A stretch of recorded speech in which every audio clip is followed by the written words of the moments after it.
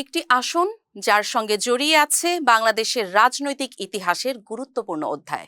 একসময় এখান থেকেই বিপুল ভোটে জয় পেতেন প্রয়াত চেয়ারপারসন বেগম খালেদা জিয়া। আর এবার সেই একই আসনে আরেকটি বড় জয়। বগুড়া ৬ আসনে ফলাফল যেন শুধু সংখ্যা নয়, একটি রাজনৈতিক বার্তা। বগুড়া পৌরসভার ২১টি ওয়ার্ড, সদর উপজেলা এবং ১৫০টি কেন্দ্র নিয়ে গঠিত বগুড়া ৬ আসন। সেই ঐতিহ্যবাহী আসনেই এবার বেসরকারিভাবে বিপুল ভোটের ব্যবধানে বিজয়ী হয়েছেন তারেক রহমান। সব কেন্দ্র মিলিয়ে তিনি পেয়েছেন ২,১৬,২৮৪ ভোট। তার নিকটতম প্রতিদ্বন্দ্বী বাংলাদেশ জামায়াতে ইসলামী নেতৃত্বাধীন ১১ দলীয় জোটের প্রার্থী এবং জামায়াতের বগুড়া শহর শাখার আমির আবিদুর রহমান।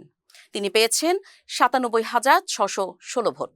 এই আসনে মোট ভোটার ছিলেন ৪,৫৪,০৪৩ জন।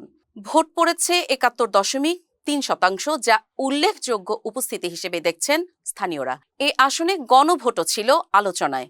মোট গণভোট পড়েছে ২,৯৫,৭৮২টি। এর মধ্যে হ্যাঁ ভোট ২,১৫,৫৭৯টি আর না ভোট পড়েছে ৮০,২০৩টি। নির্বাচনের দিন রাত 11:30টার দিকে রিটার্নিং কর্মকর্তা ও বগুড়া জেলা প্রশাসক তৌফিকুর রহমান বেসরকারিভাবে এই ফলাফল ঘোষণা করেন। ঘোষণার পরই এলাকায় শুরু হয় সমর্থকদের উচ্ছ্বাস। করব কাজ, গড়ব দেশ, সবার আগে বাংলাদেশ। তারেক রহমানের এই স্লোগান দীর্ঘদিন ধরেই তার রাজনৈতিক বার্তার অংশ। সমর্থকদের দাবি, এই অঙ্গীকারই হয়তো আস্থার জায়গা আরও শক্ত করেছে। আর তারই প্রতিফলন দেখা গেল ভোটের মাঠে।